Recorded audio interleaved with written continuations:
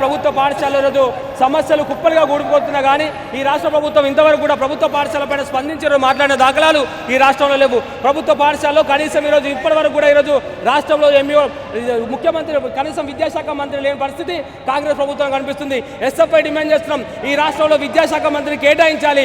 అదేవిధంగా ప్రభుత్వ పాఠశాల రేషనలైజేషన్ పేరుతో 27,000 పాఠశాలలు ఈరోజు 4,000 కుదించే కుట్ర ఈరోజు రేవంత్ రెడ్డి సర్కార్ చేస్తున్నారు. కాబట్టి ఖబర్దార్ రేవంత్ రెడ్డి సర్కార్ ఇప్పటికే ఏదైతే మీరు ప్రభుత్వ పాఠశాల మూసివేసే నిర్ణయం ఉందో దాన్ని వెనక్కి తీసుకోవాలని చెప్పేసి మేము ఎస్ఎఫ్ఐకి డిమాండ్ చేయడం జరుగుతుంది. అదేవిధంగా ప్రభుత్వ పాఠశాలలో కనీసం మౌలిక వసతులు లేక విద్యార్థులు అనేక ఇబ్బందులు పడుతున్నారు.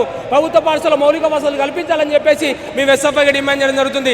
అదేవిధంగా ప్రభుత్వ పాఠశాల ఈరోజు విద్యార్థులకు పాటించకుండా ఈరోజు వ్యవహరిస్తున్న పరిస్థితి కార్పొరేట్ విద్యా సంస్థలు ఉన్నది. కనీసం ఫీజుల నియంత్రణ చట్టం లేకపోవడం వల్ల విచ్చలవిడిగా ఈరోజు ఫీజులు వసూలు చేస్తున్న పరిస్థితి ఉన్నది. పాఠశాలలో పుస్తకాలను యూనిఫామ్ ఈరోజు వ్యాపారం చేస్తున్న పరిస్థితి కర్నూలులో కనిపిస్తుంది. కాబట్టి ఎస్ఎఫ్ఐ డిమాండ్ చేస్తున్నాం, తక్షణమే ఈ రాష్ట్రంలో ఫీజుల నియంత్రణ చట్టం అమలు చేయాలి. అదేవిధంగా ఈ రాష్ట్రంలో ఈరోజు ముఖ్యమంత్రి ఈరోజు విద్యాశాఖ మంత్రి కేటాయించాలి, ప్రభుత్వ పాఠశాల సమస్యలు పరిష్కరించాలని చెప్పేసి మేము ఎస్ఎఫ్ఐ డిమాండ్ చేయడం జరుగుతుంది. నా పేరు శ్రీకాంత్, ఎస్ఎఫ్ఐ జిల్లా కార్యదర్శి కరీంనగర్.